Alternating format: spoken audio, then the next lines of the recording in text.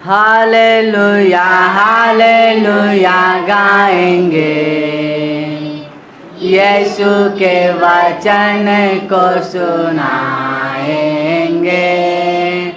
Hallelujah hallelujah गाएंगे, यीशु के वचन को सुनाएंगे।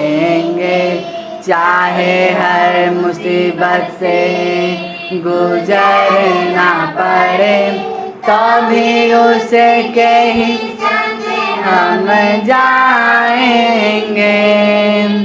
हालेलुया हालेलुया गाएंगे, यीशु के वचन को सुनाएंगे। भजन करेंगे, हम स्तुति करेंगे और प्रशंसा करेंगे। जब तक हम में सांस रहेगी उसके ही गुण गाएंगे, उसके ही गुण गाएंगे। हालेलुया हालेलुया गाएंगे, यीशु के वचन को सुनाएंगे। सांझ सवेरे आराधना करेंगे, जीवन के हर पल में अर्पण करेंगे जीवन उसी को, उसके ही क्रूस के तले, उसके ही क्रूस के तले। हालेलुया हालेलुया गाएंगे गाएंगे, यीशु के वचन को सुनाएंगे। गीत नंबर 16।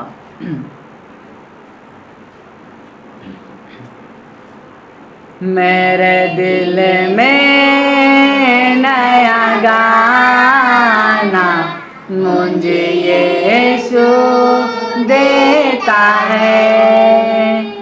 मेरे दिल में नया गाना मुझे यीशु देता है।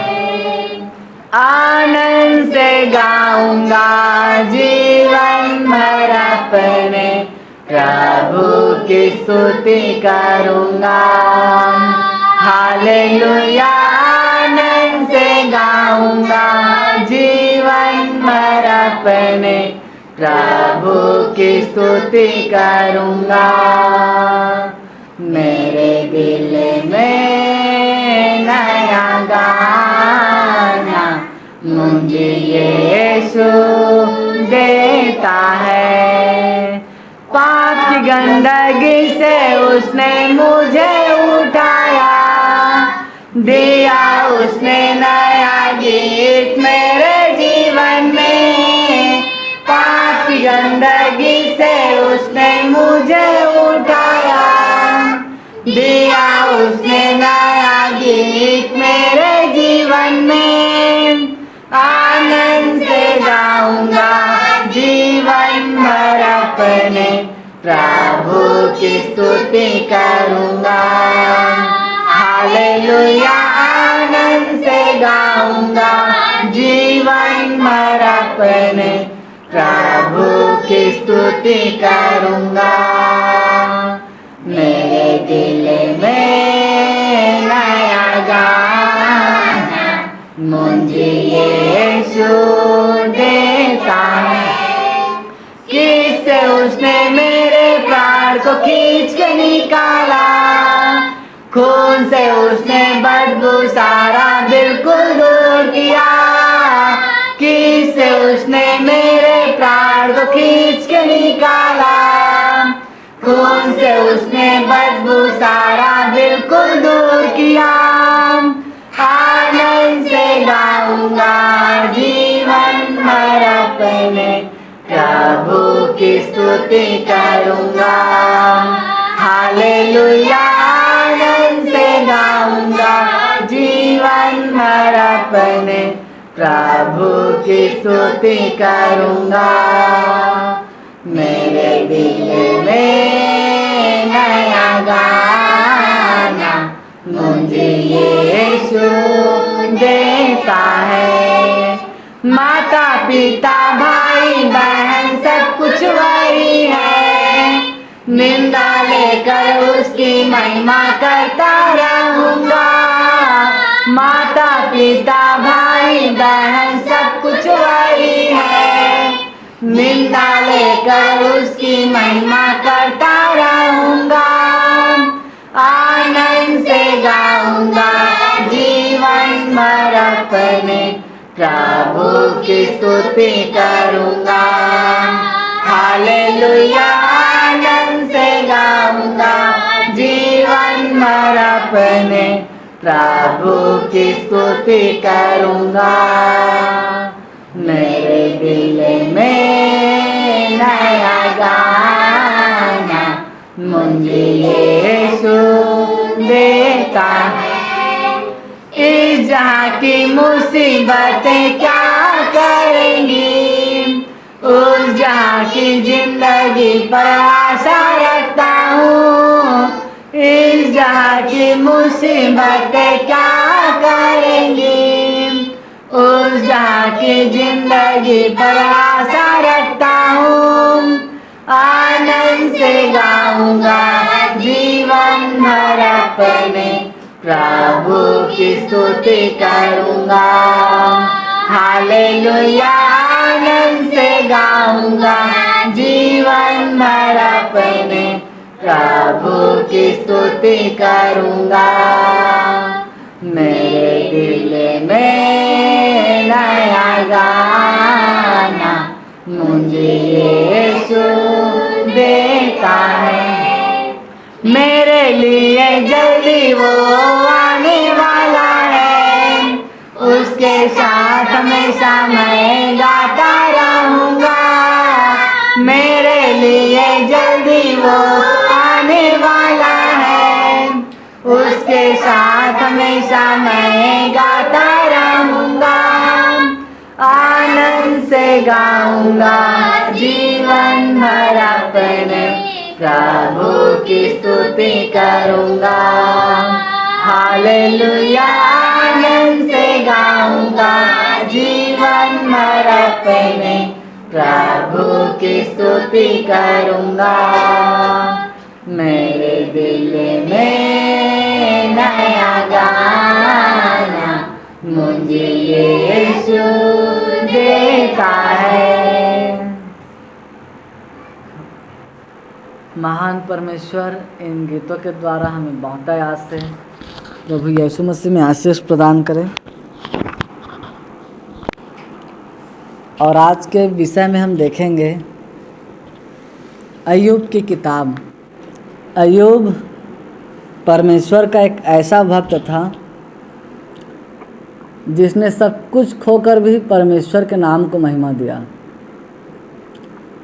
बाइबल का एक बहुत ही अच्छा किताब है अय्यूब की किताब, और आज हम इसके बारे में पढ़ेंगे। अय्यूब 1 से। उज देश में अय्यूब नामक एक पुरुष था। वह खरा और सीधा था और परमेश्वर का भय मानता और बुराई से दूर रहता था। अय्यूब परमेश्वर का एक ऐसा भक्त था। वह खरा भी था, परमेश्वर के मार्ग पर खराई से चलता था, और सीधा भी था। मतलब सीधा का अर्थ है उसके दिल में किसी प्रकार का कोई छल, कोई कपट और कोई ईर्ष्या किसी के प्रति नहीं था। जिसके हृदय में कोई छल नहीं होता, कोई कपट नहीं होता, कोई जलन नहीं होता, कोई बैर भाव नहीं होता, वही सीधा मनुष्य है। टेढ़ा कौन है? जिनके हृदय में जलन, ईर्ष्या, कपट ये सब है, वे टेढ़े मनुष्य हैं।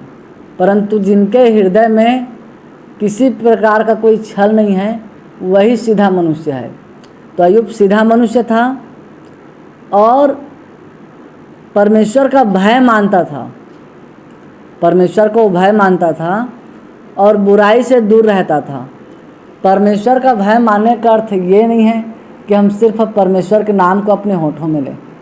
परमेश्वर के भय मानने का अर्थ ये है, जो परमेश्वर को नहीं भाता हम वो काम ना करें, और जो परमेश्वर को भाता है हम वही काम करें। तो अय्यूब बुराई से दूर रहता था और जो परमेश्वर को अच्छा लगता था अय्यूब वही काम करता था। उसके 7 बेटे और 3 बेटियां उत्पन्न हुई। उसके 7,000 भेड़ बकरियां, 3,000 ऊँट, 500 जोड़ी बैल और 500 गदहियाँ और बहुत से दास दासियाँ थी। वरन उसके पास इतनी संपत्ति थी कि पूर्वी देशों के सब लोगों में वह सबसे बड़ा था। अय्यूब बहुत धनवान था, बहुत पैसे वाला था, बहुत सारे भेड़ बकरी गाय बैल ऊँट बहुत सारे उसके पास थे। लेकिन सबसे बड़ा बात यह था, उसने कभी भी अपने धन दौलत का घमंड नहीं किया। उसने कभी ये नहीं कहा मैं तो बहुत पैसे वाला हूँ, मैं तो बहुत दौलतमंद हूँ, मुझे परमेश्वर की क्या आवश्यकता, मुझे सच्चे ईश्वर की क्या आवश्यकता। उसने कभी ये नहीं कहा, बल्कि जितना ज़्यादा वो धनवान था उससे बढ़कर वो धनवान परमेश्वर की भक्ति में था।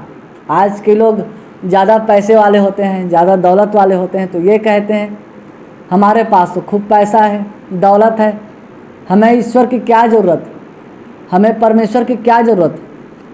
इसीलिए कई लोग आज दौलत को ही भगवान समझते हैं, दौलत को ही ईश्वर समझते हैं, दौलत को ही परमेश्वर समझते हैं, दौलत के सामने सर झुकाते हैं। ये वे लोग हैं जिन्होंने सच्चे परमेश्वर को छोड़कर नाशमान दौलत को अपना परमेश्वर बनाया है, जिनके हृदय में छल है, जिन्होंने पैसे को परमेश्वर से अधिक महत्व दिया। तो आज भी संसार में बहुत सारे लोग हैं जो परमेश्वर से बढ़कर पैसे को महत्व देते हैं, परंतु अय्यूब ऐसा नहीं था। अय्यूब ने धन को तुच्छ जाना और परमेश्वर को सबसे सर्वोत्तम और सबसे उत्तम जाना। और सबसे बड़ी बात, अय्यूब हमेशा जीवन भर परमेश्वर के नाम को पहला महत्व दिया। आज हमें किस तरह के भक्ति में जीवन बिताना है, पैसे को ज़्यादा महत्व देना है या फिर अपने परमेश्वर को। फिर आगे में हम पढ़ते हैं, जब जब भोज के दिन उसके बेटे बारी बारी से एक दूसरे के घर में खाने पीने को जाया करते थे और अपनी तीनों बहनों को अपने संग खाने पीने के लिए बुलवा भेजते थे। जब जब भोज के दिन पूरे हो जाते तब तब अय्यूब उन्हें बुलवा कर पवित्र करता और बड़े भोर को उठकर उनकी गिनती के अनुसार होम बलि चढ़ाता था, क्योंकि अय्यूब सोचता था कदाचित मेरे लड़कों ने पाप करके परमेश्वर को छोड़ दिया हो। इसी रीति अय्यूब सदैव किया करता था। अय्यूब सिर्फ अपनी चिंता नहीं करता था कि मैं परमेश्वर के मार्ग पर खराई से चलता हूँ कि नहीं, परंतु अय्यूब अपने बेटे और बेटियों की भी चिंता करता था और ये सोचता था कि कहीं मेरे बच्चों ने परमेश्वर की दृष्टि में गलत काम करके परमेश्वर से भटक तो नहीं गए। इसलिए वह हर रोज़ भोर को उठकर अपने बच्चों के पापों के क्षमा के लिए, चूँकि पुराने नियम में पहले पाप क्षमा के लिए पाप बलि चढ़ाए जाते थे, होम बलि चढ़ाए जाते थे, तो उसी रीति से अय्यूब होम बलि हर भोर परमेश्वर को चढ़ाया करता था। आज के लोग अपने बच्चों की चिंता नहीं करते हैं कि बच्चे कौन से मार्ग में जा रहे हैं, बच्चे गलत मार्ग में जा रहे हैं या सही मार्ग में जा रहे हैं। आज के माता पिता ये चिंता नहीं करते। माता पिता ये कहते हैं जब बच्चा बड़ा होगा तो खुद ब खुद सीख जाएगा। अरे भाई, जब माँ बाप सिखाएंगे नहीं तो बच्चे सीखेंगे कहाँ से। बच्चों को परमेश्वर के मार्ग के बारे में सिखाना पड़ता है।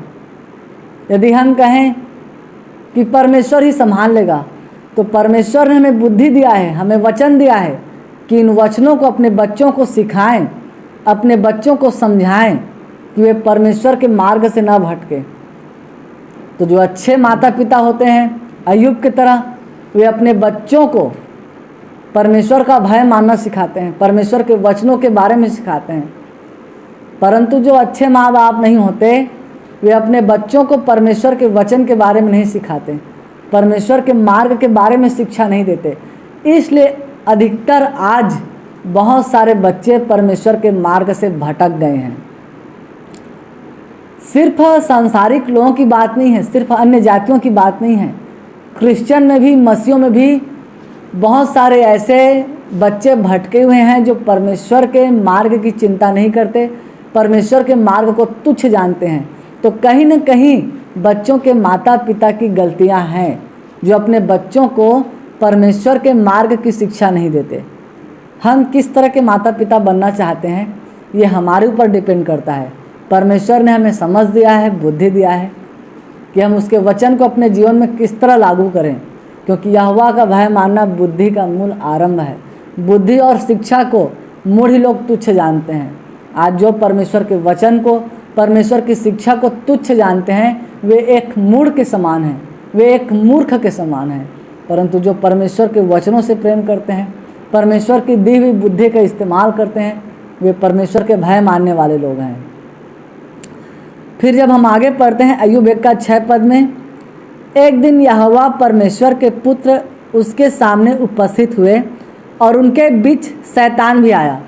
यहाँ पर थोड़ा बात को समझना, एक दिन यहोवा, ठीक, उसके बाद लिखा है परमेश्वर के पुत्र।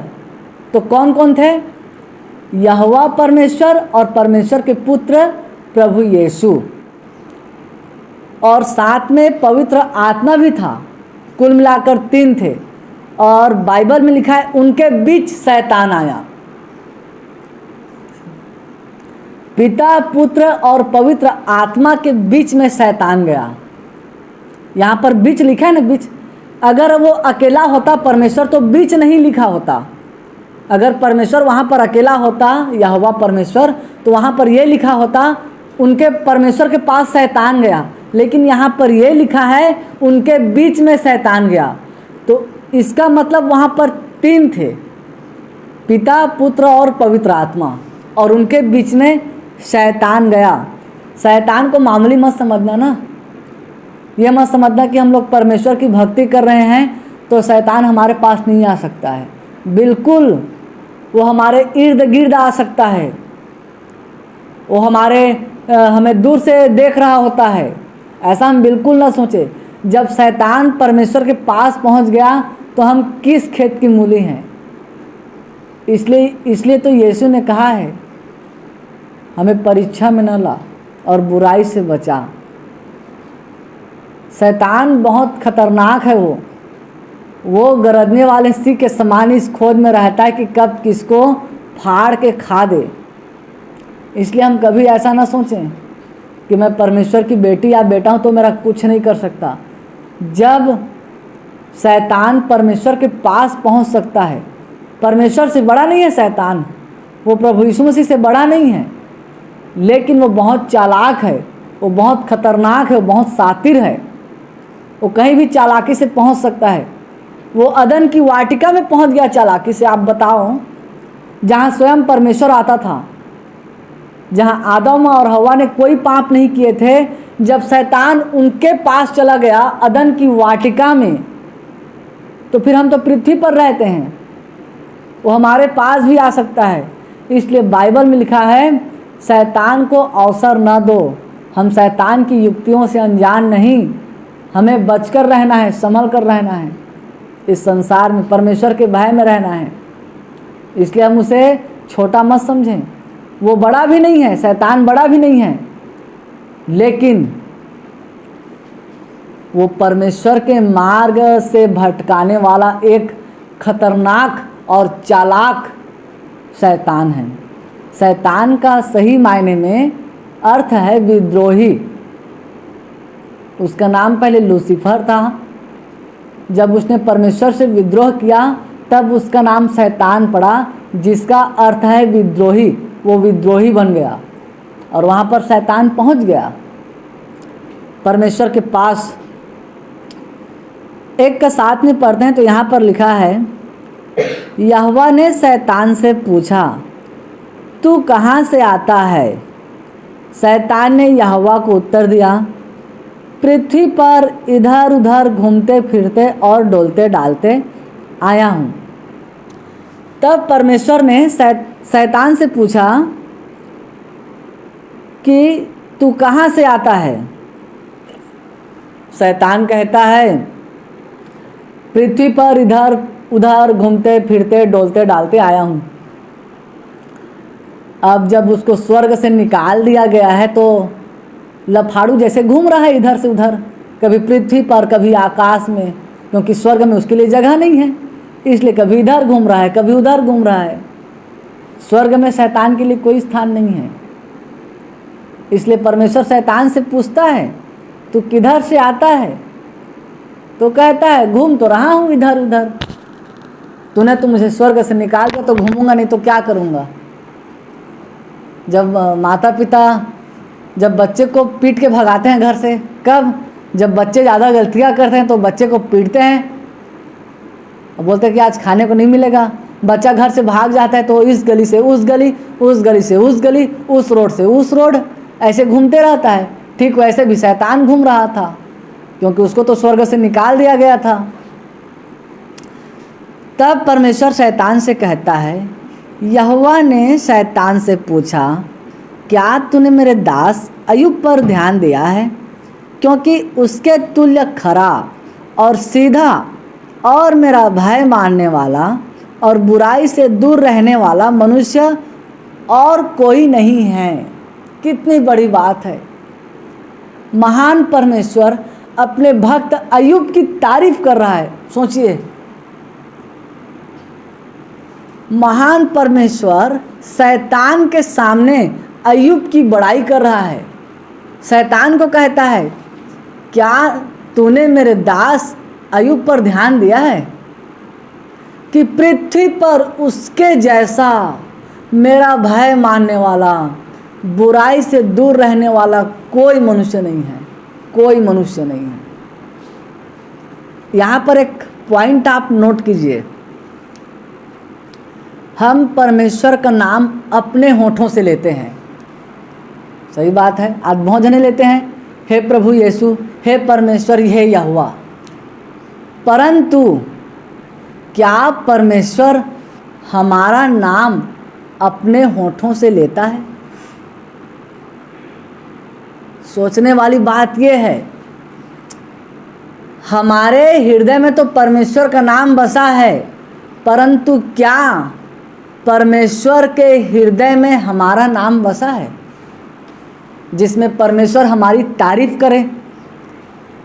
हम परमेश्वर की तारीफ करते हैं। हम जब गीत गाते हैं, तारीफ तारीफ मिलके करो सारे तारीफ, यीशु की जो है प्यारा मुझे।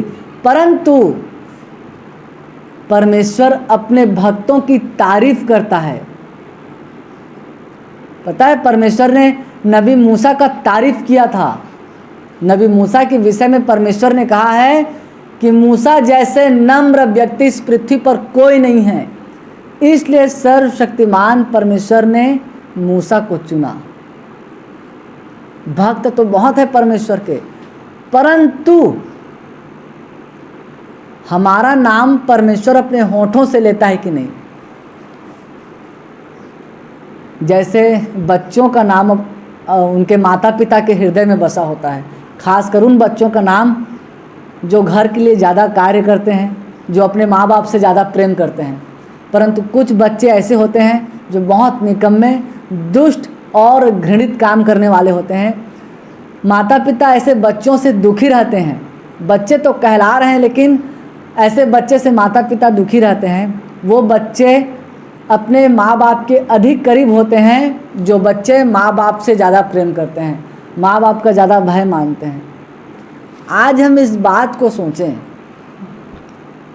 परमेश्वर ने अय्यूब का तारीफ शैतान के पास किया, क्या आज हमारा तारीफ परमेश्वर करता है? भाई, हम तो परमेश्वर की तारीफ करते हैं, उसकी प्रशंसा करते हैं, उसकी बड़ाई करते हैं, कितनी बड़ी बात है। परंतु क्या परमेश्वर हमारी बड़ाई करता है?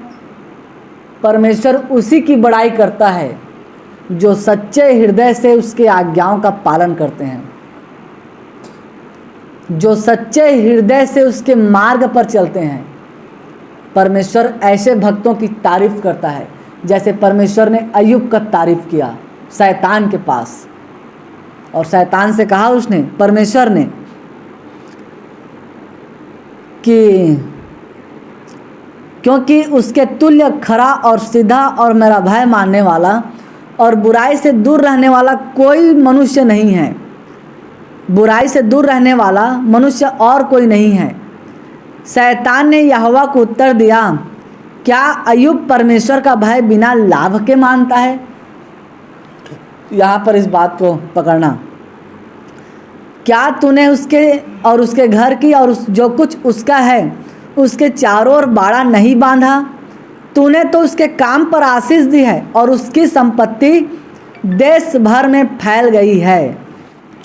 और यहाँ पर शैतान क्या कहता है परमेश्वर से? क्या अय्यूब बिना लाभ के परमेश्वर के भय मानता है? इसका मतलब कुछ लोग ऐसे हैं इस संसार में, जब लाभ मिलता है परमेश्वर से तो परमेश्वर की इबादत करते हैं, और जब लाभ नहीं मिलता तो परमेश्वर की इबादत नहीं करते। उससे पहले शैतान अय्यूब के पास गया था अय्यूब को बर्बाद करने, और शैतान परमेश्वर से कहता है, तूने तो उसके चारों ओर बाड़ा बांधा है, तूने उसके चारों ओर बाड़ा बांधा है, तूने उसके धन संपत्ति पर आशीष दिया है। इसका मतलब क्या है? अय्यूब के परीक्षा से पहले शैतान अय्यूब के पास गया था अय्यूब को बर्बाद करने के लिए, लेकिन वो नहीं कर पाया। क्यों? क्योंकि परमेश्वर का बाड़ा अय्यूब के चारों तरफ था। जिस दिन हम परमेश्वर के बाड़े से बाहर हो जाते हैं, या फिर जिस दिन हमारे ऊपर से परमेश्वर का बाड़ा हट जाएगा, तभी शैतान हमारा नाश करेगा, वरना शैतान हमारा एक बाल भी नहीं छू सकता। इसी बात को शैतान कहता है, क्या तूने उसकी और उसके घर की और जो कुछ उसका है उसके चारों ओर बाड़ा नहीं बांधा? तो शैतान को कैसे पता चला कि अय्यूब के चारों ओर परमेश्वर ने बाड़ा बांधा है? क्योंकि शैतान पहले ही अय्यूब को नाश करने के लिए गया था, लेकिन वो कर नहीं पाया, क्योंकि परमेश्वर का बाड़ा अय्यूब के चारों तरफ था। फिर शैतान परमेश्वर से कहता है, परंतु अब अपना हाथ बढ़ाकर जो कुछ उसका है उसे छू, तब वह तेरे मुंह पर तेरी निंदा करेगा। यहोवा ने शैतान से कहा, सुन, जो कुछ उसका है वह सब तेरे हाथ में है, केवल उसके शरीर पर हाथ न लगाना। तब शैतान यहोवा के सामने से चला गया। अब यहाँ पर स्टार्ट होता है अय्यूब का परीक्षा, और परमेश्वर पहले अपना बाड़ा हटा देता है, क्योंकि शैतान को परमेश्वर से इजाज़त मिल गया था कि वो अय्यूब की परीक्षा करे या अय्यूब का नाश करे। शैतान चाहता था कि अय्यूब की भक्ति व्यर्थ ठहरे और उसकी भक्ति को तुच्छ कर दे परमेश्वर के प्रति, ये शैतान चाहता था। परमेश्वर ने भी छोड़ दिया, अय्यूब के ऊपर इतना भरोसा किया। प्रेम करना और भरोसा करना दो अलग अलग मायने हैं। प्रेम हम दुश्मनों से भी करते हैं, भरोसा केवल ऐसे खास लोगों पर करते हैं जो विश्वास पात्र हो। परमेश्वर ने अय्यूब से केवल प्रेम ही नहीं किया, परंतु संपूर्ण रूप से भरोसा किया और एक खिलाड़ी बनाकर मैदान में छोड़ दिया शैतान से लड़ने के लिए।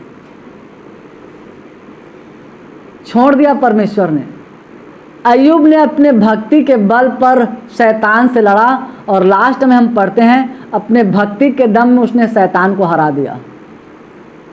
प्रेम करना और भरोसा करना दो अलग मायने रखते हैं। प्रेम तो हम कुत्ते बिल्ली से भी करते हैं, जानवर से भी करते हैं, लेकिन भरोसा केवल कुछ गिने चुने लोगों के ऊपर ही करते हैं। आज परमेश्वर हमसे प्रेम कर रहा है, क्या वो हम पर भरोसा करता है? और फिर अय्यूब का परीक्षा स्टार्ट होता है यहाँ पर। एक दिन अय्यूब के बेटे बेटियां बड़े भाई के घर में खा रहे और दाख मधु पी रहे थे। तब एक दूत अय्यूब के पास आकर कहने लगा, हम तो बैलों से हल जोत रहे थे और गदहियाँ उनके पास चर रही थी कि सभा के लोग धावा करके उनको ले गए और तलवार से तेरे सेवकों को मार डाला, और मैं ही अकेला बचकर तुझे समाचार देने को आया हूँ। ये कहानी नहीं है ना, ये हकीकत है। अय्यूब के जीवन में ये घटा है, ये कोई कहानी नहीं है जिसको आज हम कहानी जानकर पढ़ रहे हैं। ये हकीकत है, ये रियल घटना है। परमेश्वर के एक भक्त के जीवन में जो घटा, वह अभी यह कह ही रहा था कि दूसरा भी आकर कहने लगा, परमेश्वर की आग आकाश से गिरी और उससे भेड़ बकरियां और सेवक जलकर भस्म हो गए, और मैं ही अकेला बचकर तुझे समाचार देने को आया हूँ। वह अभी यह कह ही रहा था कि एक और भी आकर कहने लगा, कसदी के लोग 3 दल बांधकर ऊँटों पर धावा करके उन्हें ले गए और तलवार से तेरे सेवकों को मार डाला, और मैं ही अकेला बचकर तुझे समाचार देने को आया हूँ। वह अभी यह कह ही रहा था कि एक और भी आकर कहने लगा, तेरे बेटे बेटियां बड़े भाई के घर में खाते और दाख मधु पीते थे कि जंगल की ओर से बड़ी प्रचंड वायु चली और घर के चारों कोनों को ऐसा झोंका मारा कि वह जवानों पर गिर पड़ा और वे मर गए, और मैं ही अकेला बचकर तुझे समाचार देने को आया हूँ। यहाँ पर हम देखते हैं कि शैतान अय्यूब का सब कुछ नाश कर दिया। उनके बाल बच्चे सब मर गए, उनके धन संपत्ति पूरा लूट लिया गया। अब उसके पास कुछ नहीं बचा, वो पूरी तरह कंगाल हो गया। अय्यूब पूरी तरह कंगाल हो गया। और इन सारे समाचार को एक साथ अय्यूब ने सुना, एक साथ। यदि आज कोई बड़ी दुर्घटना हमारे घर हो जाए, कोई बड़ा मुसीबत आन पड़े, तो हम परेशान हो जाएंगे। कई लोगों को तो हार्ट अटैक हो जाता है। कुछ जैसे ही दुर्घटना या परेशानी का खबर जैसे ही कान में पड़ता है तो कई लोग हार्ट अटैक होकर मर जाते हैं। अय्यूब यहाँ पर एक साथ इन सारी विपत्तियों को एक साथ सुनता है, इन सारी बुरी खबरों को एक साथ सुनता है। तब अय्यूब क्या करता है? तब अय्यूब उठा और बागा फाड़ सिर मुड़ाकर भूमि पर गिरा और दंडवत करके कहा, मैं अपनी माँ के पेट से नंगा निकला और वही नंगा लौट जाऊंगा। यहोवा ने दिया और यहोवा ही ने ले लिया, यहोवा का नाम धन्य है। हम जब परमेश्वर से कुछ पाते हैं तो परमेश्वर को धन्यवाद करते हैं। हमारे घर टीवी आएगा तो हम परमेश्वर को धन्यवाद करते हैं। फ्रिज ले लिए तो परमेश्वर को धन्यवाद करते हैं। कूलर ले लिए तो परमेश्वर को धन्यवाद करते हैं। हम काम करते हैं तो परमेश्वर को धन्यवाद करते हैं। हमारे घर में पैसे का आवक होता है तो हम परमेश्वर को धन्यवाद करते हैं। और अच्छी बात है, परमेश्वर को हर बातों में धन्यवाद किया जाए। लेकिन अय्यूब वो इंसान था जिसने अपना सब कुछ खोकर परमेश्वर को धन्यवाद किया। सब कुछ लूट गया, उनका सब कुछ लूट गया, पूरा बर्बाद हो गया, तब उसने परमेश्वर को धन्यवाद किया। वो धन्यवाद परमेश्वर को स्वीकार है। यदि हमारा कुछ नुकसान हो जाए, यदि हमारा कुछ घाटा हो जाए, तो हम कुड़कुड़ाएंगे, अरे मैं तो परमेश्वर का बेटा हूँ, बेटू, मेरा नुकसान कैसे हो गया, मेरे पैसे कैसे खो गए, मेरा आज घाटा कैसे हो गया, मुझे बिजनेस में लॉस कैसे हो गया। हम कुड़कुड़ाने लग जाएंगे। कई बार तो हमारा भरोसा परमेश्वर पर से उड़ जाएगा। परमेश्वर से कुछ चीज़ को मांगते हैं, दे परमेश्वर, ये दे वो दे, संसार की चीज़ों को दे, और नहीं मिलता है तो हम कुड़कुड़ाने लगते हैं। अय्यूब से सीखें कि परमेश्वर की भक्ति कैसे की जाती है। हम तो कुछ पाकर परमेश्वर को धन्यवाद करते हैं। अय्यूब ने अपना सब कुछ खोकर परमेश्वर को धन्यवाद किया। सब कुछ, सब कुछ का मतलब है सब कुछ। अपने दास दासी, अपने जितने भी धन संपत्ति थे, सबको अय्यूब ने खो दिया, और एक भी बार उसने मन छोटा नहीं किया, बल्कि वो परमेश्वर के सामने घुटने टेक कर कहा, परमेश्वर ने दिया और परमेश्वर ने ले लिया। परमेश्वर यहोवा का नाम धन्य है। क्या आज हम ऐसा करते हैं? हम कुछ खोकर भी क्या परमेश्वर को धन्यवाद करते हैं? हम तो सोचते हैं ये हमारा है, घर हमारा है, पैसा हमारा है, बैंक बैलेंस हमारा है, गाड़ी हमारा है, हर चीज़ हमारा है, हमारा कुछ नहीं है। जो भी हमारा प्रभु का सारा उसका उसको देना है। भंडारी हम प्रभु के जग में उसका ही लौटाना है। उपकार की भेंटें अपनी प्रभु को चढ़ाना है। लूका रचित सुसमाचार 14 अध्याय 33 पद में यीशु ने क्या कहा है? चलिए निकालिए। लूका रचित सुसमाचार 14 अध्याय और उसका 33 पद।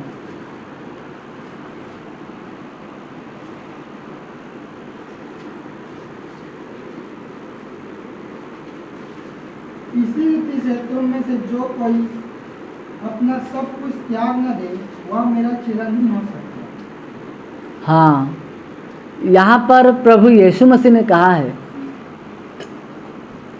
इसी रीति से जो कोई तुम में अपना सब कुछ त्याग न दे वो मेरा चेला नहीं हो सकता। त्यागने का अर्थ ये नहीं है कि हम घर द्वार दौलत और बीवी बच्चे को छोड़कर पहाड़ पे जाके तपस्या करें। यीशु मसीह का कहने का ये अर्थ नहीं है। हम सन्यासी जीवन बिताएं जंगलों में जाकर, ये प्रभु यीशु मसीह नहीं कहता है। प्रभु यीशु मसीह के कहने का अर्थ ये है, यदि परमेश्वर के लिए हमें दुनिया को भी छोड़ना पड़े तो हम छोड़ दें। यहाँ तक कि परमेश्वर के लिए अपनी जान भी देनी पड़ी तो हम दे दें। प्राण देने तक विश्वासी रहा तो तुझे जीवन का मुकुट दिया जाएगा। परमेश्वर के लिए यदि हम कुछ धन का नुकसान हो रहा है तो उसको होने दें। वही है परमेश्वर के सच्चे बेटे और बेटियां।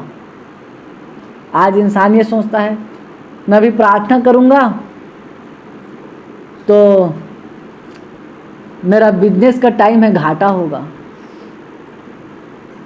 हम पहले अपने जीवन में परमेश्वर को पहला स्थान दें, या फिर मैं संगति में जाऊंगा तो मेरा नुकसान हो जाएगा।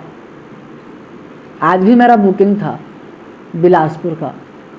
हमने कभी भी परमेश्वर के संगति से बढ़कर, परमेश्वर से बढ़कर संसार के दौलत को कभी भी अहमियत हमने नहीं दिया। पैसे कमाना कोई गलत नहीं है, दौलत कमाना कोई गलत नहीं है, लेकिन परमेश्वर से बढ़कर इस संसार के दौलत को अहमियत देना गलत है। कई बार ऐसा होता है कि आज हमें पार्टी करना है, आज हमें घूमने जाना है, हम परमेश्वर के संगति में नहीं जा पाएंगे। कौन मुझे मसीह के प्रेम से अलग कर सकेगा? क्यों होते हैं हम परमेश्वर के प्रेम से अलग? क्यों हमारा प्रेम ऐसा ठंडा क्यों होता है? क्यों हमारे प्रेम में छल आता है कि हम परमेश्वर से दूरी बना लेते हैं और हम कहते हैं कि हम परमेश्वर से प्यार करते हैं?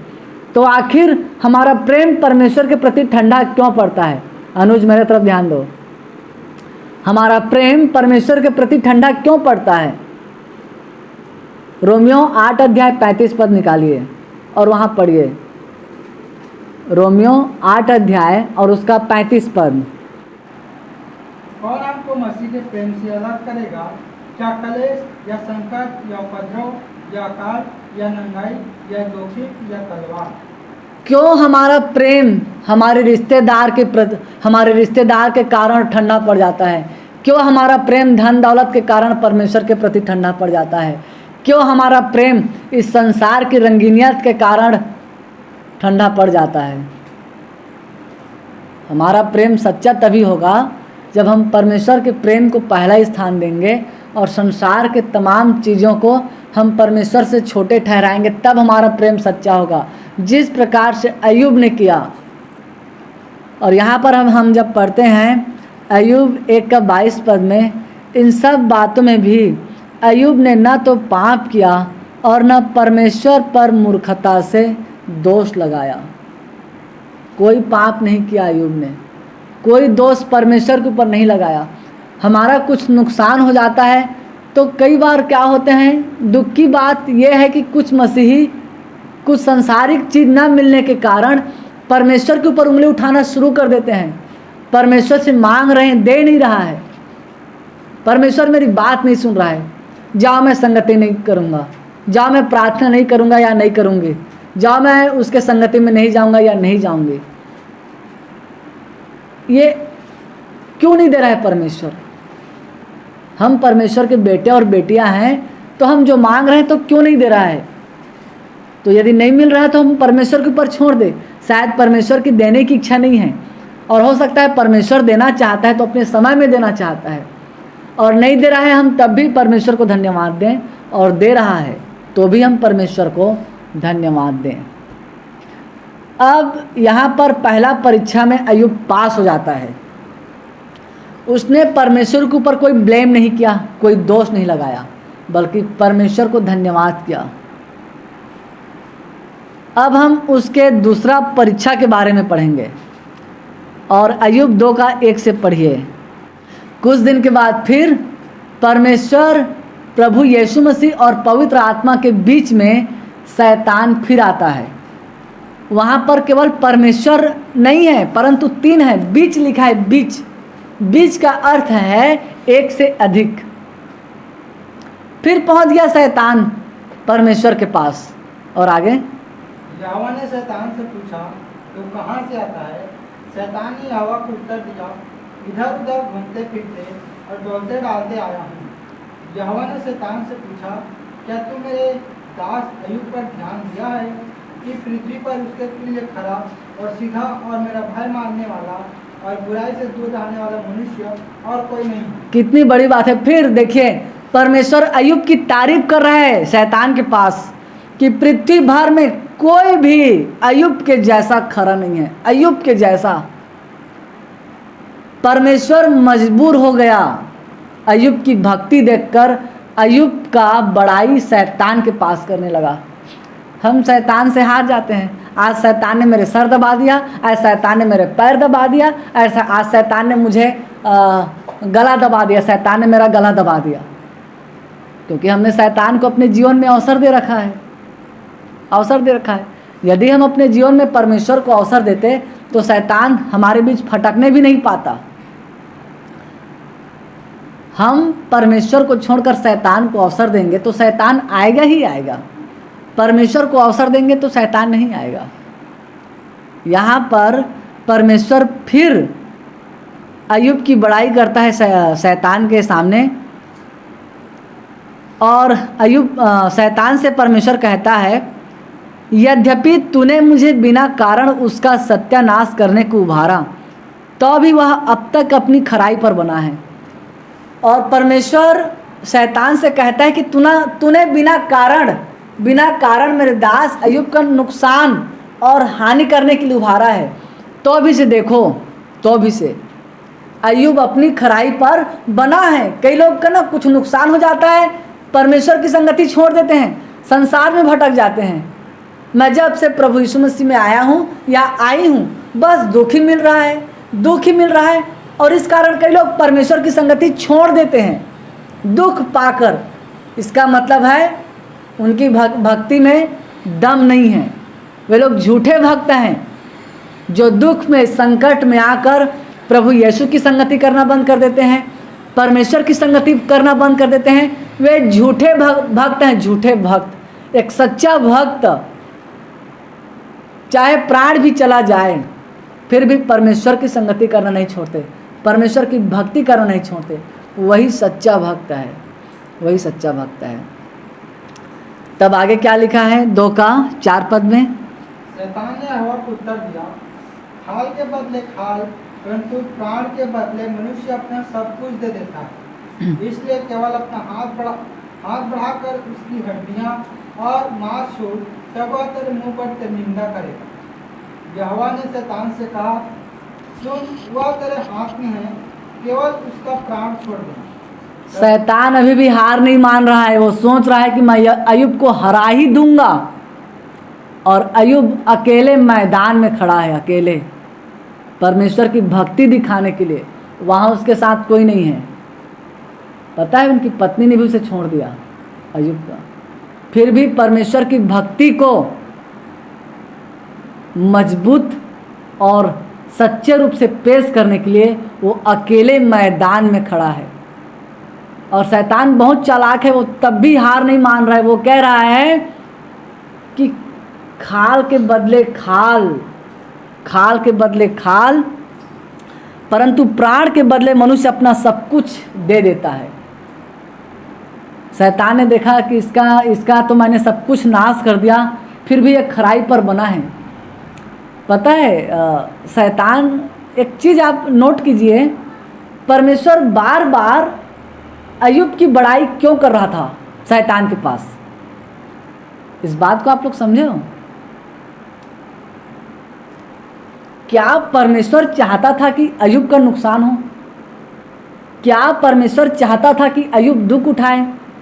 लेकिन परमेश्वर की ऐसी क्या मनसा थी जो बार बार वो अय्यूब की बड़ाई कर रहा था कि तूने मेरे दास अय्यूब को देखा है, तूने मेरे दास अय्यूब को देखा है कि पृथ्वी भर में उसके तुल्य खरा, सीधा और बुराई से दूर रहने वाला कोई मनुष्य नहीं है। इस बात की बड़ाई बार बार परमेश्वर शैतान के पास क्यों कर रहा था? पहले जो शैतान था वो स्वर्ग में रहता था, वो स्वर्गदूत था। वो शैतान पहले स्वर्ग में रहता था, स्वर्गदूत था, और वो स्वर्ग में रहकर परमेश्वर का भय नहीं माना, उसके अंदर घमंड आ गया। इसलिए उसका नाम पहले लूसीफर था, शैतान का। तो परमेश्वर ने लूसीफर को स्वर्ग से बेदखल कर दिया। स्वर्ग से परमेश्वर ने लूसीफर को बेदखल कर दिया। उसके बाद उसका नाम शैतान पड़ा, क्योंकि लूसीफर स्वर्ग में रहकर भी परमेश्वर की इबादत ठीक से नहीं कर रहा था। उसके अंदर बुद्धि और बुद्धि का घमंड, उसके अंदर अहंकार आ गया था, उसके अंदर सुंदरता का घमंड आ गया था। इसलिए परमेश्वर बार बार शैतान को जलाने के लिए कहता है कि अय्यूब पृथ्वी पर रहकर मेरी महिमा करता है, और उसके जैसा भक्त कोई नहीं है पृथ्वी पर। और परमेश्वर का कहने का अर्थ ये है, तू तो स्वर्ग में रहता था मेरे साथ, फिर भी तूने मेरा भय नहीं माना। और उसको देख अय्यूब को, वो स्वर्ग में नहीं है, पृथ्वी पर है, पृथ्वी पर, फिर भी वो मेरा कैसा भय मानता है। इसलिए शैतान को बहुत चिढ़ होता था, बहुत जलन होता था। इसलिए वो बार बार हराने के लिए अय्यूब के पास जाता था। शैतान को इस बात से बड़े ही क्रोध आता था शैतान को इस बात से, क्योंकि परमेश्वर उसे चिढ़ाता था कि तू स्वर्ग में रहकर मेरी महिमा नहीं किया, मेरा भय नहीं माना, मुझे सच्चे दिल से प्रेम नहीं किया, बुराई को अपने जीवन में तूने ले आया, तूने मेरा भय नहीं माना। इसलिए वो बार बार अय्यूब की तरफ दिखाता है कि अय्यूब को देख, वो पृथ्वी पर रहकर मेरा भय मानता है, मुझसे प्रेम करता है। इसलिए शैतान को बड़ा ही जलन हो रहा था। इसीलिए यही है इसके कारण, यही है। अब यहाँ पर फिर शैतान परमेश्वर से इजाज़त ले लेता है उसके शरीर को नाश करने के लिए, और परमेश्वर शैतान से कहता है, सुन वह तेरे हाथ में है, केवल उसका प्राण छोड़ देना। परमेश्वर शैतान से कहता है, सुन, अय्यूब का शरीर तेरे हाथ में है, बस उसके प्राण को मत लेना। प्रभु यीशु मसीह का जब परीक्षा हुआ ना, तो परमेश्वर की इजाज़त में हुआ है। आप लोग समझिए इस बात को। हम लोग कहते हैं कि शैतान आया और प्रभु यीशु मसीह का परीक्षा लिया, गलत। परमेश्वर के आत्मा ने उठा के यीशु को जंगल में ले गया कि इब्लिस से उसकी परीक्षा हो। परमेश्वर स्वयं चाहता था कि प्रभु यीशु मसीह का परीक्षा हो। परमेश्वर स्वयं चाहता था। बिना परमेश्वर के इजाज़त के बगैर शैतान हमारा एक बाल भी बांका नहीं कर सकता। थोड़ा निकाल लीजिए मत्ती रचित सुसमाचार, मत्ती रचित सुसमाचार और उसका 4 का 1 पद, सिर्फ 1 पद, ये बहुत इम्पोर्टेंट है।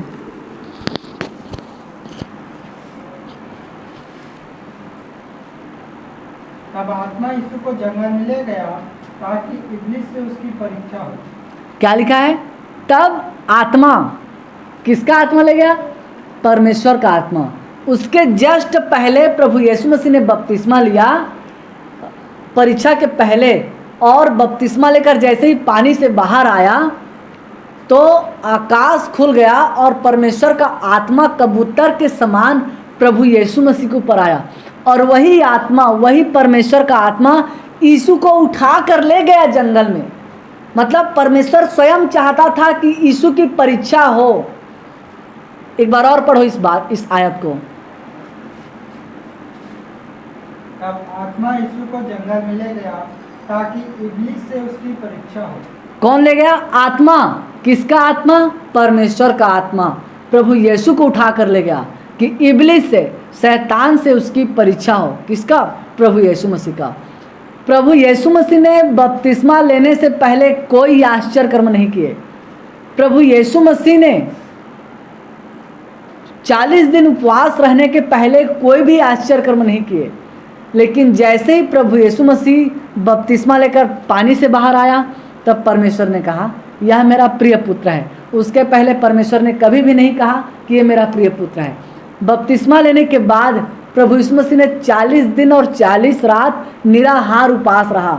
बपतिस्मा लेने के पहले प्रभु यीशु मसीह ने कोई आश्चर्य कर्म नहीं किए। न तो उसने अंधों को आंखें दिया था, न रोगियों को चंगा किया था। कब? बपतिस्मा लेने के पहले। लेकिन जैसे ही बपतिस्मा लेकर पानी से बाहर आया प्रभु यीशु मसीह, 40 दिन प्रभु यीशु मसीह उपवास रहा, निराहार, बिना अन्न जल के।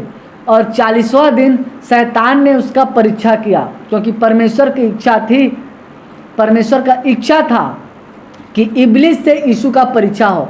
और प्रभु यीशु मसीह परीक्षा में जैसे पास हुआ, तब स्वर्गदूत आकर यीशु की सेवा करने लगे।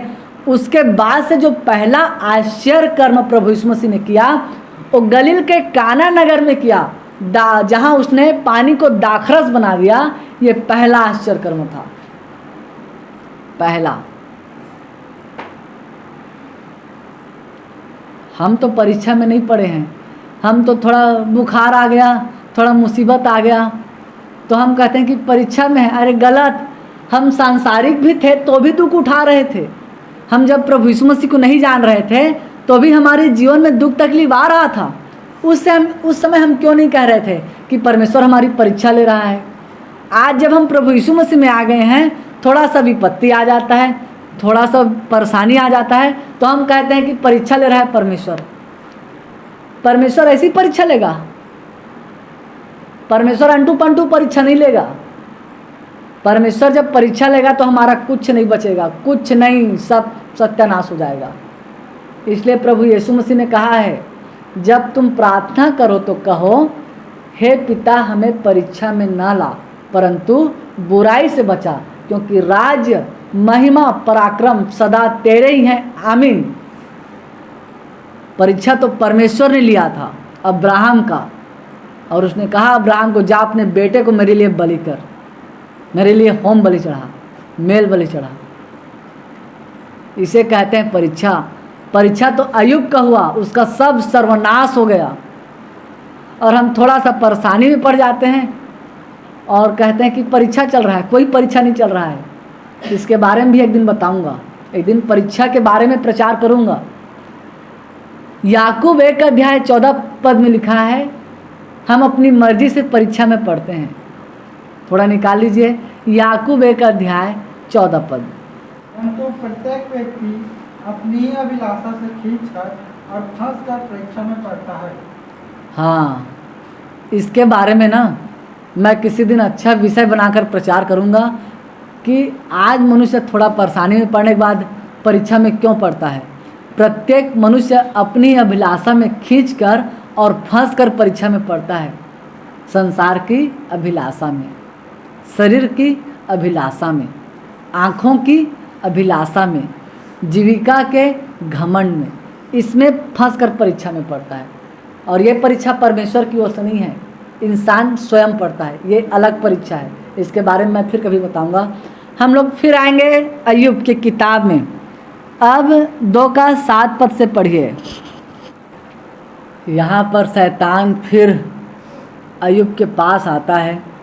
अय्यूब को बड़े बड़े फोड़ों से यहाँ सर से लेकर पाँव के तलवे लिखा है, पाँव के जो नीचे है ना वहाँ तक बड़े बड़े फोड़े हो गए, बड़े बड़े फोड़े। ये छोटा छोटा फोड़ा नहीं, बड़े बड़े फोड़े, बड़े बड़े, और उसमें से मवाद निकलते थे, मवाद, और बदबू होते, उसमें बहुत बदबू थे, बहुत बदबू थे। पता है जब वो बदबू मारता था तो उसके रिश्तेदार ऐसे ऐसे करके भागते थे। अय्यूब कहता है अब तो मेरे अपने मुझे देखकर नाक सिकोड़ते हैं। बड़े बड़े फोड़ों से पीड़ित कर दिया शैतान। अय्यूब राख पर बैठकर एक ठिकरा ले लिया और ऐसी खुजलाता था। उसकी पत्नी बाम हो गई, परमेश्वर के देखे क्रोधित हो गई। परमेश्वर को अय्यूब की पत्नी से कोई मतलब नहीं था, क्योंकि भक्त अय्यूब था, उसकी पत्नी नहीं। अय्यूब की पत्नी अय्यूब के पास आती है और अय्यूब से कहती है तू कैसा भक्त है, वो परमेश्वर तुझे इतना दुख दे रहा है, इतना तकलीफ दे रहा है, तेरे ऊपर बड़े बड़े फोड़े हो गए और तू अभी भी अपनी खराई पर बना है, परमेश्वर की निंदा कर। और यही तो शैतान चाहता था कि अय्यूब परमेश्वर की निंदा करे। और उसकी पत्नी भी कहने लगी परमेश्वर की निंदा कर और चाहे मर जाए तो मर जा। तो इसका मतलब है अय्यूब की पत्नी ने परमेश्वर की निंदा किया होगा, वो दूर में जाकर परमेश्वर के प्रति बुड़बुड़ाई होगी वो। लेकिन परमेश्वर को अय्यूब से मतलब था, उसकी पत्नी से नहीं। पता है अय्यूब ने क्या कहा? अय्यूब ने कहा अपने पत्नी से, उसने उससे कहा तू एक मूढ़ स्त्री किसी बातें करती है, क्या हम जो परमेश्वर के हाथ से सुख लेते हैं दुख न लें? इन सब बातों में भी अय्यूब ने अपने मुंह से कोई पाप नहीं किया। अय्यूब कहता है तू कैसी मूढ़ स्त्री है, तू कैसी मूर्ख स्त्री है जो परमेश्वर का निंदा करने के लिए मुझे कहती है। आज वो स्त्री मूर्ख के समान है जो परमेश्वर का निंदा करती है, और पुरुष भी मूर्ख के समान है जो परमेश्वर की निंदा करता है। अय्यूब इस बात को कहता है अपनी पत्नी से, तू कैसी मूढ़ स्त्री है। आज के समय में क्या होता है, कई लोग जब ज़्यादा दुख तकलीफ पाते हैं तो परमेश्वर को कोसने लग जाते हैं। प्रभु मैं तो हूँ, दुख तो पा रहा हूँ, दुख तो पा रही हूँ।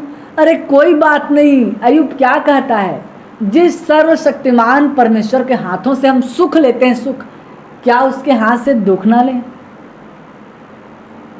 हम क्या सिर्फ सुख पाने के लिए प्रभु के पास आते हैं?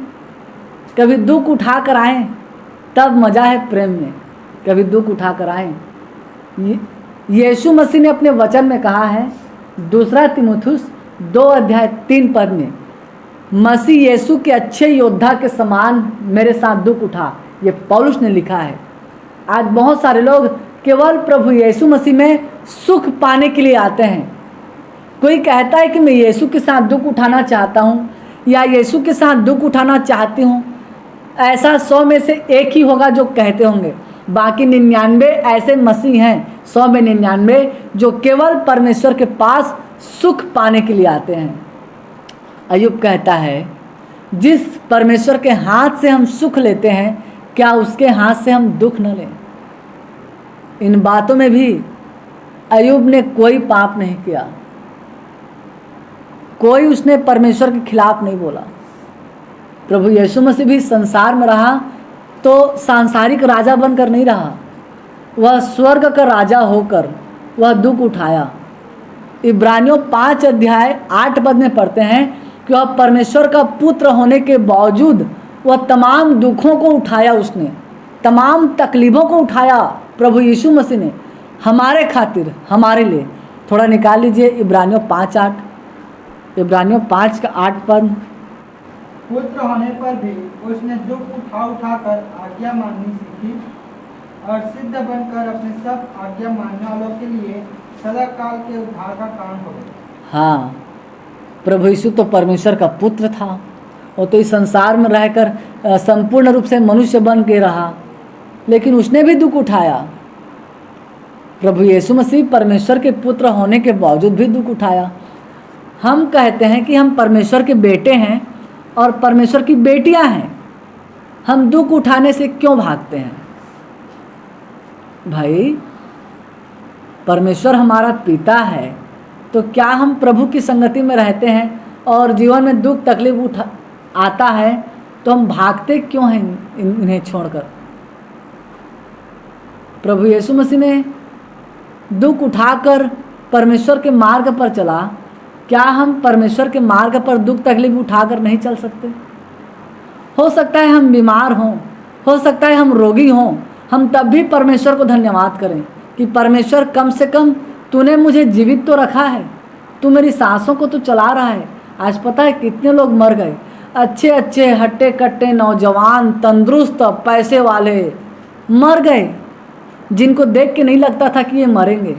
परमेश्वर ने हमें जीवित रखा है तो हम जिंदा हैं, उसी के लिए धन्यवाद दें।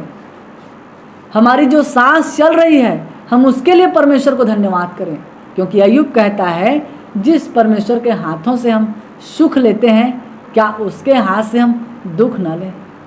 हमें दुख भी उठाना है, तभी हम परमेश्वर के सच्चे बेटे और बेटियां कहलाएंगे। और यहाँ पर अय्यूब ने कोई पाप नहीं किया। अय्यूब अपने जीवन से इतना परेशान हो गया था, इतना दुखी हो गया था, यदि परमेश्वर मुझे वरदान देता तो सबसे पहले मैं परमेश्वर से अपने लिए मृत्यु मांगता। ये अय्यूब कहता है, थोड़ा निकाल लीजिए, अय्यूब 6:8-9। अय्यूब कहता है यदि यहाँ पर मुझे कुछ वरदान दिया जाए परमेश्वर से तो मैं यही वरदान परमेश्वर से मांगता कि परमेश्वर प्रसन्न होकर मुझे कुचल डालता और हाथ बढ़ाकर मुझे काट डालता, क्योंकि वो बहुत ही पीड़ित था, बहुत पीड़ित, बहुत ही रोगी हो गया था, बहुत रोगी। उसके जो शरीर में दर्द थे उसके सहन से बाहर थे, सहन से बाहर थे। 19 अध्याय अय्यूब 19 अध्याय 17 पद 19 का 13 पद से पढ़ना, 19 का 13 पद से। उसने मेरे भाइयों को मुझसे दूर किया है और जो मेरी जान पहचान के थे वे बिल्कुल अनजान हो गए। हाँ, इसका मतलब आप लोग जान रहे हो। देखिए, जब इंसान के जीवन में दुख आता है ना तो सबसे पहले अपने ही लोग छोड़कर भागते हैं, अपने लोग छोड़कर भागते हैं, जान पहचान वाले छोड़ के भागते हैं। हाँ, जो सच्चे मित्र होते हैं, जो सच्चे हृदय से प्रेम करते हैं, जो सच्चे रिलेशन होते हैं, वही दुख तकलीफ में साथ देने आते हैं। परंतु जो झूठे होते हैं वे दुख तकलीफ में छोड़कर भाग जाते हैं। अय्यूब के जीवन में जब बहुत बड़ा दुख संकट आया तो अय्यूब के जो भाई हैं, अय्यूब के जो रिश्तेदार हैं, वे अय्यूब को छोड़कर चले गए, अनजान बन गए, अनजान बन गए, अनजान। ऐसे ही हमारे जीवन में जब दुख तकलीफ आता है तो पहले अपने ही लोग छोड़कर भागते हैं। सभी लोग छोड़कर नहीं भागते, लेकिन बहुत सारे अपने छोड़कर भाग जाते हैं। केवल कुछ अपने जो खास रहते हैं वही साथ में खड़े रहते हैं, वही। लेकिन बहुत लोग छोड़कर भाग जाते हैं। अय्यूब को भी छोड़कर भाग गए उसके लोग, दुख में देखकर उसके भाई लोग भाग गए, उसके रिश्तेदार भाग गए। 14 पद, मेरे कुटुंबी मुझे छोड़ गए हैं और मेरे परम मित्र मुझे भूल गए। यहाँ पर अय्यूब कहता है मेरे रिश्तेदार भी मुझे छोड़ गए और मेरे परम मित्र मुझे भूल गए हैं। बताइए, हमारे जीवन में यदि कोई बड़ा संकट आया, बड़ी मुसीबत आएगी तो मैं आपको पहले से बता देता हूँ ना, अपने लोग पहले छोड़ के भागेंगे, याद रखना। इसलिए प्रेम सबसे करें, भरोसा केवल परमेश्वर पर करें, क्योंकि परमेश्वर हमें कभी भी छोड़कर नहीं भागता।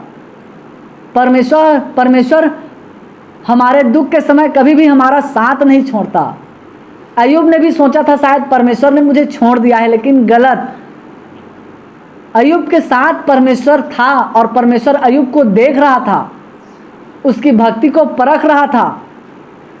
अय्यूब अपनी भक्ति के द्वारा शैतान से लड़ रहा था और अपनी सच्चाई और अपनी भक्ति की खराई को प्रकट कर रहा था, लेकिन ये दुख उसके सहन से बाहर हो गया था, उनके दर्द से बाहर हो गया था, तो उसके लोग उसको छोड़कर भाग गए। और 15 पद में, जो मेरे घर में रहा करते थे वे वरन मेरी दासियां भी मुझे अनजाना गिनने लगी है, उनकी दृष्टि में मैं परदेसी हो गया हूँ। हाँ, अय्यूब के बहुत सारे नौकर चाकर थे, बहुत सारे दास दासी थे, लेकिन अय्यूब के जीवन में जब मुसीबत आया तो वे दासी और दास को बुलाते थे, मेरी मदद कर। वे लोग अय्यूब के तरफ देखते भी नहीं थे, ऐसे अनजान बन के चलते थे।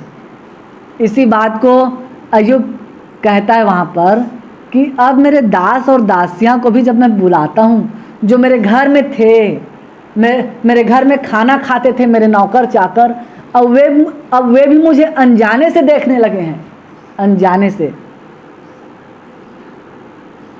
और आगे, जब मैं अपने दास को बुलाता हूँ तब वह नहीं बोलता, मुझे उससे गिड़गिड़ाना पड़ता है।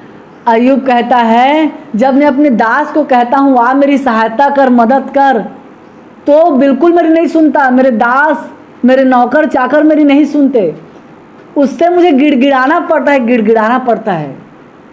बताइए, हमारे भी जीवन में जब दुख आएगा तो पता है हम सबसे पहले क्या करते हैं? हमारे जीवन में दुख आता है तो मनुष्य के सामने हाथ फैलाए चले जाते हैं, भैया मेरी सहायता कर, मदद कर। गिड़गिड़ा के उससे हम दया की भीख मांगते हैं, मदद मांगते हैं। क्या मिलता है? नहीं मिलता। मनुष्य के ऊपर कभी आसरा मत करना, कभी भरोसा मत करना, क्योंकि आपके जीवन में जब दुख आएगा तो वही पहले आपसे मुंह मोड़ेगा। हम कभी भी मांगते हैं तो परमेश्वर से मांगें। परमेश्वर हमारी सहायता करने के लिए कोई ना कोई जरिया भेज ही देगा, कोई ना कोई मददगार भेज देगा। खुद आकर कहेगा भाई तुझे क्या ज़रूरत है बता, मैं उसे पूरा करूँगा, या क्या तुझे सहायता चाहिए, या क्या तुझे मदद चाहिए। मनुष्य के सामने हाथ फैलाने से केवल दुत्कार मिलेगा, परमेश्वर के सामने हाथ फैलाने से भरपूरी की आशीष मिलेगी। इसी बात को अय्यूब कहता है, जो मेरे नौकर चाकर थे उससे मैं गिड़गिड़ाता हूँ, वो मेरी बात नहीं सुनता। ऐसे ही हमारे जीवन में जब तकलीफ आएगा या तकलीफ आएंगे तो मनुष्य हमारे नहीं सुनेंगे, परमेश्वर सुनेगा। इसलिए हम परमेश्वर से सहायता मांगें, परमेश्वर से मदद मांगें, परमेश्वर के ऊपर भरोसा करें। वो कहीं ना कहीं कोई ना कोई दूत मनुष्य के रूप में भेज देगा हमारी सहायता और मदद के लिए। थोड़ा निकाल लीजिए यिर्मयाह 17 अध्याय 7 पद कि हमें किस तरह अपने परमेश्वर पर ही भरोसा करना चाहिए। यिर्मयाह 17 अध्याय 7 पद। धन्य है वह पुरुष जो यहोवा पर भरोसा रखता है, जिसने परमेश्वर को अपना आधार माना। हाँ, वो पुरुष और वो स्त्री धन्य है जिसने अपना संपूर्ण भरोसा केवल यहोवा परमेश्वर ही पर रखा, वो धन्य है। लेकिन कई लोग ऐसे होते हैं कि परमेश्वर से अधिक आज मनुष्य के ऊपर भरोसा करना शुरू कर देते हैं, कहते हैं यही मेरे लिए भगवान है, मनुष्य को आदर दे देते हैं। लेकिन गलत। हमें केवल अपने सर्वशक्तिमान परमेश्वर के ऊपर ही संपूर्ण भरोसा रखना है और उसी का आसरा करना है, मनुष्यों से प्रेम करना है, भरोसा केवल परमेश्वर पर करें। यिर्मयाह 17 का 5 पढ़िए। यिर्मयाह 17 अध्याय 5 पद। यहोवा यूं कहता है, श्रापित है वह पुरुष जो मनुष्य पर भरोसा रखता है और उसका सहारा लेता है। हाँ, श्रापित। हम परमेश्वर से बढ़ के यदि मनुष्य के ऊपर भरोसा करेंगे, हम श्राप की अधीनता में चले जाएंगे। प्रेम सबसे करें, दुश्मनों से भी प्यार करें, क्योंकि यीशु ने कहा है अपनों को तो इस दुनिया में सब प्यार करते हैं, दुश्मन को प्यार करना मसीहा सिखाता है। तो प्रेम सबसे करें, भरोसा केवल परमेश्वर पर करें, केवल परमेश्वर पर। अय्यूब के जीवन को देख रहे हैं, जब उनके जीवन में दुख आया सब छोड़ के भाग गए। उनकी पत्नी भी छोड़कर भाग गई, वो भी छोड़कर चली गई। अय्यूब को छोड़कर जाने का मतलब ये नहीं कि उसे तलाक ले ली, मतलब उसके दुख के समय में उससे दूर चली गई। अय्यूब की पत्नी अय्यूब को दुख में देखकर दूर चली गई। 19 का 17 पद, अय्यूब 19:17। मेरी सास मेरी स्त्री को और मेरी गंध मेरे भाइयों की दृष्टि में घिनौने लगती है। अय्यूब कहता है मेरे घाव से, मेरे फोड़े से जो बदबू निकल रहे हैं वो मेरी पत्नी को और मेरे भाइयों को घिनौनी लगती है। आज जो हमसे कहते हैं ना, मेरे भाई, मेरे बहन, मेरी पत्नी, मेरे पति, हमारे जब फोड़े फुंसी होंगे उसमें से बदबू और मवाद निकलने लगेंगे, वही पहले दूर भागेंगे। ऐसे नाक ऐसे करके आएंगे, ऐसे नाक सिकोड़ के आएंगे। परमेश्वर नहीं भागता। अय्यूब कहता है मेरे घाव से जो बदबू निकल रहे थे वो मेरी पत्नी को, मेरे भाइयों को, मेरे कुटुंबियों को घिनौनी लगती है। इसका अर्थ है कि वे लोग अब मेरे पास नहीं आते, वे लोग मेरे पास नहीं आते। 18 पद, लड़के भी मुझे तुच्छ जानते हैं और जब मैं उठने लगता तब वे मेरे विरुद्ध बोलते हैं। लड़के भी मुझे तुच्छ जानते और जब मैं उठने लगता तब वे मेरे विरुद्ध बोलते हैं।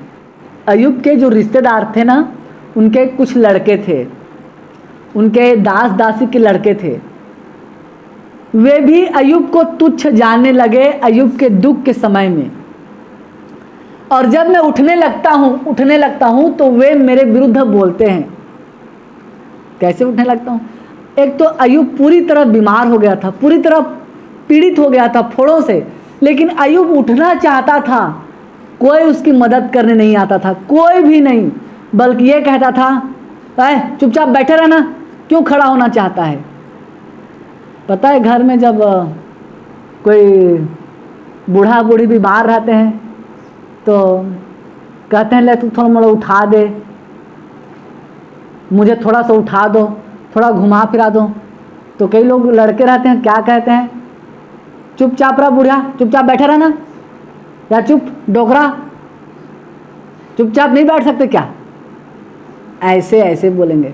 अभी तो हम लोग जवान है तो हाँ बेटा, हाँ बेटी। पता है असल प्रेम तब पता चलेगा जब हमारे मुंह में दांत नहीं रहेंगे, हमारे गाल ऐसे चिपड़ जाएंगे, हम बूढ़ा बूढ़ी हो जाएंगे। जो बेटा बेटी सच्चा प्रेम करेगा वही पालेगा, वही देखभाल करेंगे। अभी हम लोग कर रहे हैं, बेटे बेटे, बेटियां बेटियां। अच्छी बात है, हमारा फ़र्ज़ है अपने बच्चों से प्यार करना, अपने बच्चों को अच्छा संस्कार देना। लेकिन क्या बच्चे जब माता पिता बूढ़े हो जाएंगे तो क्या वे साथ देंगे या नहीं देंगे? अब ये तो बच्चों के ऊपर निर्भर करता है। अय्यूब को भी वैसे ही कहते थे, चुपचाप बैठे रहना, क्यों खड़ा होना चाहता है। डांटते थे अय्यूब को डांटते थे। और आगे 19 पद, मेरे सब परम मित्र मुझसे द्वेष रखते हैं और जिनसे मैं प्रेम किया वे पलटकर मेरे विरोधी हो गए हैं। हाँ, मेरे सब परम मित्र मुझसे द्वेष रखते हैं और जिनसे मैंने प्रेम किया वे पलटकर मेरे विरोधी हो गए। अय्यूब कहता है अब दुख के समय में मेरे मित्र मुझसे द्वेष करते हैं, मेरे जो मुझसे प्रेम रखते थे वे मेरे विरोधी बन गए हैं। सुख के सब साथी, दुख में न कोई। दुख में केवल परमेश्वर और कोई नहीं। 20 पद में लिखा है मेरी खाल और मेरी मांस मेरी हड्डियों से सट गए हैं और मैं मृत्यु से बाल बाल बच गया हूँ। अय्यूब के कहने का अर्थ यह है मैं तो मर ही जाता, मेरे खाल और मेरी मांस मेरी हड्डियों से सट गए हैं और मैं मृत्यु से बाल बाल बच गया हूँ। पता है शैतान ने जब परमेश्वर से इजाज़त लिया था तो परमेश्वर ने कह दिया था उसके मांस और हड्डी को छू परंतु उसके प्राण की हानि मत करना। इसलिए अय्यूब जिंदा था, क्योंकि अय्यूब का मांस और हड्डी में तो दर्द थे परंतु उसके प्राण को परमेश्वर ने अय्यूब के शरीर में रखा ही था, उसे निकाला नहीं था। तो आज हमने अय्यूब से बहुत कुछ सीखा कि अय्यूब दुख उठाकर भी परमेश्वर के भक्ति में लीन रहा, उसने कभी भी परमेश्वर पर मूर्खता से दोष नहीं लगाया, बल्कि उसने दुख में भी परमेश्वर का धन्यवाद किया, परमेश्वर से प्रेम किया। और सबसे बड़ी बात यह है, उसने अपने आप को भले ही अपमानित किया, अपने जीवन को धिक्कारने लगा, लेकिन कभी भी उसने परमेश्वर के पवित्र नाम को अनादर नहीं दिया, कभी भी परमेश्वर के पवित्र नाम को तुच्छ नहीं जाना, बल्कि उसने ये कहा, परंतु अय्यूब ने ये जरूर कहा कि परमेश्वर ने मुझे मारा है। जब हम 19 का 21 पद में पढ़ते हैं तो यहाँ पर लिखा है, हे मेरे मित्रों, मुझ पर दया करो, दया, क्योंकि परमेश्वर ने मुझे मारा है। अय्यूब ने ये जरूर कहा। लास्ट में हम देखते हैं, सबसे लास्ट निकालिए, अय्यूब 42 अध्याय से जब हम पढ़ते हैं कि अय्यूब परमेश्वर की परीक्षा में पास हो जाता है, तो जितना धन संपत्ति उसका पहले उड़ गया था और उनका बहुत नुकसान हो गया था, परमेश्वर ने उससे बढ़कर उन्हें फिर आशीष दिया अय्यूब को। और यहाँ पर पढ़िए 42 का 10 पद से, जब अय्यूब ने अपने मित्रों के लिए प्रार्थना की, तब यहोवा ने उसका सारा दुख दूर किया, और जितना अय्यूब के पास पहले था उसका दुगना यहोवा ने उसे दिया। हाँ, जैसे ही अय्यूब का घोर परीक्षा से मुक्ति होता है, तो अय्यूब अपने मित्रों के लिए भी प्रार्थना करने के लिए प्रार्थना करता है। अय्यूब अपने मित्रों के लिए भी प्रार्थना करता है, क्योंकि उसके मित्र परमेश्वर के प्रति और परमेश्वर के विरोध में बोल दिए थे। इस कारण तो अय्यूब की प्रार्थना को परमेश्वर सुनता है और अय्यूब के रोग को दूर करता है, उसके सारे दुख को दूर करता है, और जितना अय्यूब के पास पहले था उससे दुगुना परमेश्वर उन्हें फिर से आशीष देता है। 11 पद, तब उसके सब भाई और सब बहनें और जितने पहले उसको जानते पहचानते थे, उन सबों ने आकर उसके यहाँ उसके संग भोजन किया, और जितनी पत्ती यहोवा ने उस पर डाली थी उस सब के विषय उन्होंने विलाप किया और उसे शांति दी, और उसे एक एक सिक्का और सोने की एक एक बाली दी। हाँ, जैसे ही अय्यूब ठीक हुआ, अय्यूब के पास फिर से आशीष आ गया, तो पता है छोड़ के भाग गए थे रिश्तेदार। कहाँ गए थे? भाग गए थे दुख में, वे फिर आने लगे अय्यूब के पास। यहीं पर आप बात समझो, दुख में सब भाग गए थे, लेकिन अय्यूब के जीवन में परमेश्वर ने जब फिर से आशीषों को दिया, सुख आया अय्यूब के जीवन में, तो उसके रिश्तेदार फिर आने लगे और उसके दुख का विवरण कर करके याद करके रोने लगे। दुख के समय कहाँ गए थे रिश्तेदार? क्यों नहीं आए पास में? लेकिन जैसे ही अय्यूब के जीवन में सुख आया तो अय्यूब के पास फिर आने लगे। ऐसे ही हमारे जीवन में जब दुख आएगा तो शायद कोई लोग आएंगे भी नहीं, परंतु जैसे ही हमारे जीवन में सुख आएगा, हमारे पास धन दौलत होगा, हमारे पास अच्छे से खाने पहनने के लिए रहेंगे, तो बहुत लोग पूछेंगे, कैसे हो भैया, कैसे हो बहन? पता है आज की दुनिया पैसे को सलाम करती है, इंसान को नहीं। आज की दुनिया अंधी हो चुकी है, जो इंसान को आदर नहीं देती, उनके पैसे को आदर देती है। अय्यूब के जीवन में जैसे सुख आया, तो यहाँ पर लिखा है, तब उसके सब भाई और सब बहनें और जितने पहले उसको जानते पहचानते थे, उन सबों ने आकर उसके यहाँ उसके संग भोजन किया, और जितनी विपत्ति यहोवा ने उस पर डाली थी उस सब के विषय उन्होंने विलाप किया और उसे शांति दी, और उसे एक एक सिक्का और सोने की एक एक बाली दी। यहोवा ने अय्यूब के बाद के दिनों में उसके पहले के दिनों से अधिक आशीष दी, और उसके 14,000 भेड़ बकरियां, 6,000 ऊँट, 1,000 जोड़ी बैल और 1,000 गदहियाँ हो गई। और इस प्रकार से परमेश्वर ने अय्यूब को आशीष दिया, और उसके और भी बेटे बेटियां हुई। 7 बेटे फिर हुए, 3 बेटियां भी हुई, और उसके बेटे और बेटियां बहुत खूबसूरत थी। तो हम भी इस प्रकार जब परमेश्वर के मार्ग में चलेंगे, हो सकता है हमें भी दुखों का सामना करना पड़ जाए, फिर भी हम परमेश्वर से प्रार्थना करें कि परमेश्वर हमें परीक्षा में ना ला, लेकिन जीवन है, धूप छांव लगा ही रहता है, सुख दुख आने जाने लगे रहते हैं।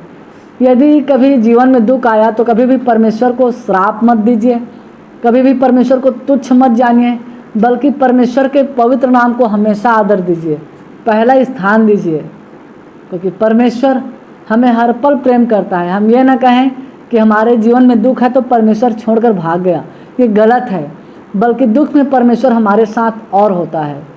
ज़्यादा समय न लेते हुए सर्वशक्तिमान परमेश्वर इन वचनों के द्वारा हमें बहुतायात से प्रभु यीशु मसीह के नाम में आशीष प्रदान करें।